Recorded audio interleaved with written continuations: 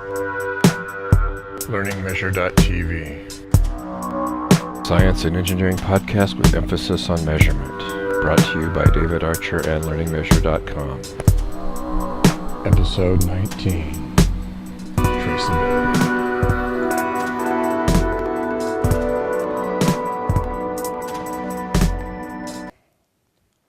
Hello, I'm David Archer. I'm the owner of LearningMeasure.com and LearningMeasure.tv. This podcast is sponsored by TradePub.com, GoToMeeting.com, and is part of the Blueberry community of podcasts. LearningMeasure.com is a subscription-based training website that is associated with this podcast. When registering with LearningMeasure.com, you've got 2 free weeks of courses, and then for a subscription of $5 a month, you can maintain access and take advantage of all the material on our site. I'd like to announce the addition of 2 new courses into the course catalog. Measurement 109, Fundamental Constants in Metrology. It's a brief overview of some fundamental physical constants that you can use to establish traceability, which is the subject of this podcast. And Math 200, Introduction to Differential Equations. Some of you have actually requested that I put together some sort of course on differential equations, and this is the first in a series. It might take a while to develop them, but we're going to be developing them. Also, the Measurement Science Conference this year will be held in Disneyland Hotel, March 10th through March 14th. At the moment, I'm planning on attending, so if any of you are going to be there, I would like to meet with you, and we'll figure that out. Just email me on one of the emails you'll hear later. Okay, today we're going to talk a little bit about traceability. The International Vocabulary of Basic and General Terms in Metrology, also known as the VIM, in 1993 published a definition of traceability. Traceability is, given in that standard, is property of the result of a measurement or value of a standard whereby it can be related to stated references, usually national or international standard, through an unbroken chain of intercomparisons, all having stated uncertainties. The definition has 2 notes. The concept is often expressed by the adjective traceable. The unbroken chain of comparisons is called the traceability chain. Well, traceability is a complex issue. It's somewhat ambiguous. Okay. The definition is under revision currently. From what I understand, there's a new ISO standard that is in the works. But I'm going to talk a little bit about the concept of traceability. For instance, the kilogram is traceable to a particular standard at the BIPM in France. There's a particular artifact that defines the meter. The kilogram. So, and this then was a bunch of duplicate standards were made, and they were sort of compared against that standard and passed out to a bunch of countries. So we have national standards.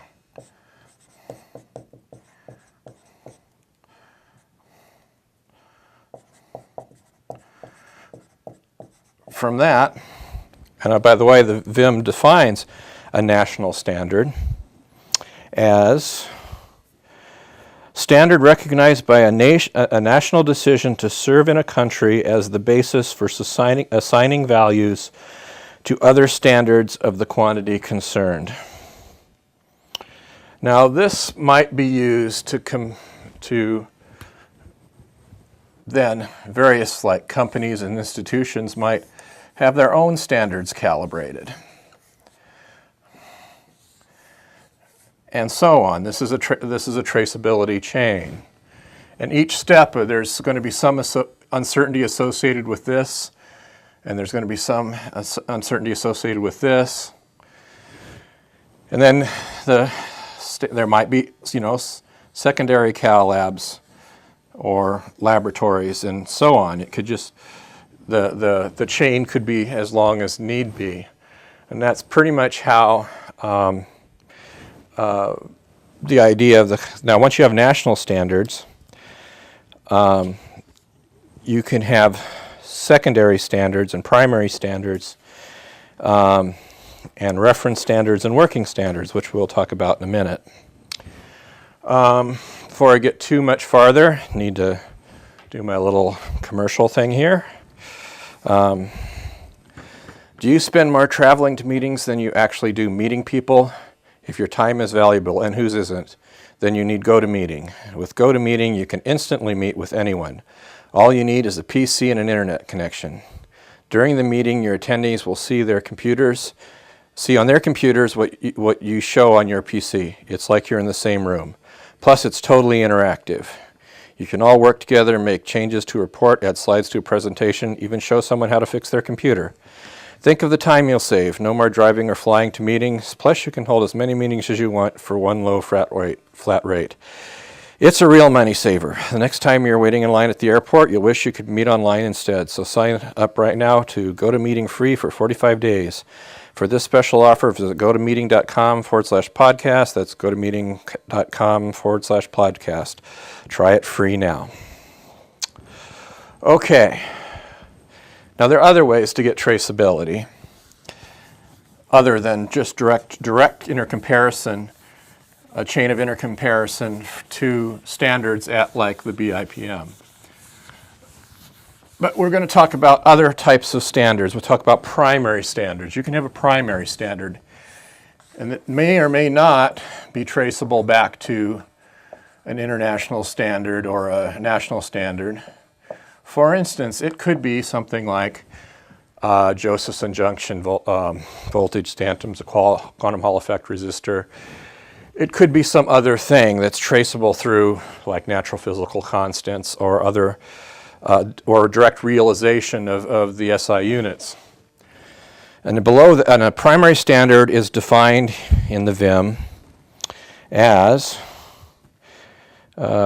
standard that is designated or widely acknowledged as having the highest metrological qualities and whose value is accepted without reference to other standards of the same quality. It has a note. The concept of primary standard is equally valid for base quantities and derived quantities. From that, you can calibrate secondary standards.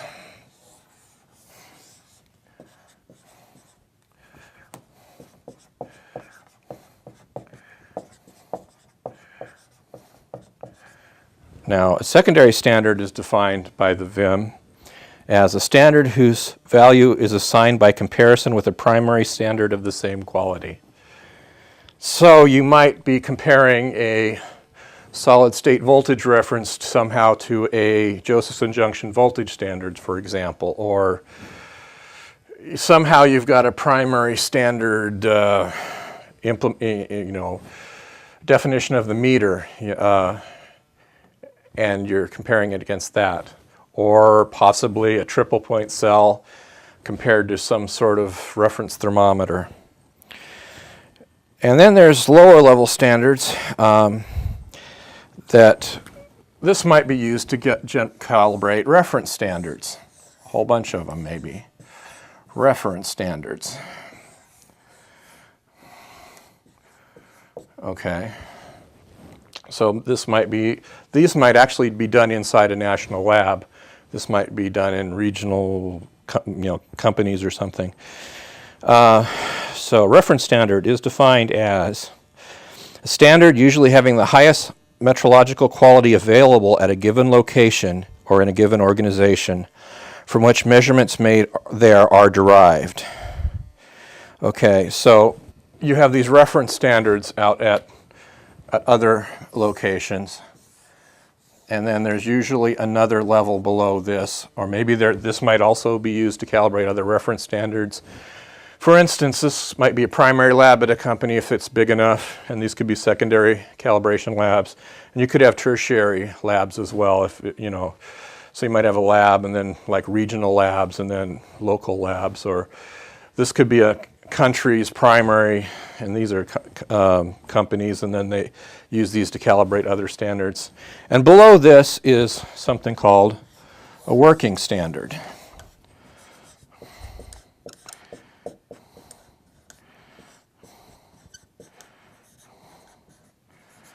Okay, working standards are defined as, in the VIM, as a standard that is used routinely to calibrate or check material measures, measuring instruments, or reference materials. A working note has notes. A working standard is usually calibrated against a reference standard. A working standard that is used routinely to ensure that measurements are being carried out correctly is called a check standard. So a check standard is something just to make sure that your process is working correctly. Now it could be that a working standard, if the accuracy requirements are such that it needs something, it might be calibrated against a secondary standard or a primary standard, but you generally wouldn't do that unless you absolutely had to.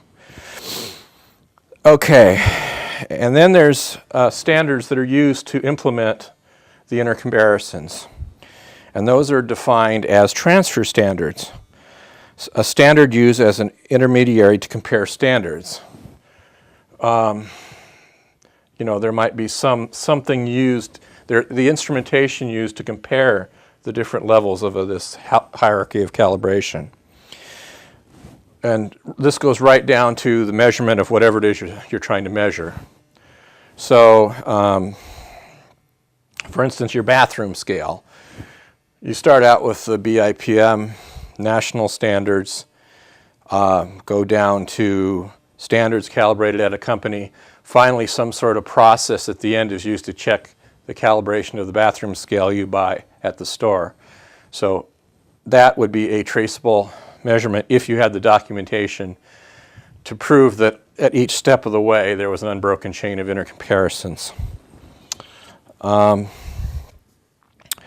Okay, we're going to try to make a little bit more money right after, and then we'll be back right after this. One of LearningMeasure.tv sponsors is TradePub.com. TradePub.com is a site where one can sign up for a large number of free trade publications. If you'd like to support this podcast, go to the LearningMeasure.tv site, scroll down to the free publications link, and choose one of the magazines or one of the publications or one of the categories and sign up through that link. Each publication subscribed to through this link on LearningMeasure.tv website helps keep Learning Measure TV on the air. Thank you for your support. Okay, that's all I wanted to discuss in this episode. Hopefully to keep this one short so it doesn't take us long to render. Now, I'm in the process of changing my day job. I'm not making enough money off this yet to do this full time. So the next couple of months might be a little bit erratic, but I plan on somewhere in January trying to be more regular with the podcast. We're bringing in some people who are interested in contributing to the podcast. Hopefully that'll be online in January and will be a little bit more regular.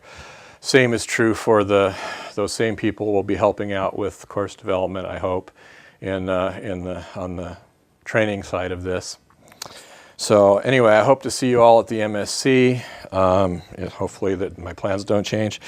And we are definitely need some more suggestions on where to go from here. Again, if you have any suggestions on what we should do in this podcast, send an email to suggestions@learningmeasure.tv. In fact, if you're watching this podcast right now, send me a suggestion. Let me know what you want to see on here. Same thing if you have any questions, like if you have a homework question or a measurement question or a question involving something in particular, send your questions to questions@learningmeasure.tv, and we'll try to answer them on the air. Be on any topic. Generally, I'll decide whether I want to answer it. Okay. Also, if you're a vendor or a individual wants to be part of our consultant network, or you want to advertise your service or products or yourself on this podcast, send us an email at vendors@learningmeasure.tv. So that's it for this week. Hopefully we'll get at least one out in December, and hopefully in January we'll hit this more regularly. Okay, see you next time.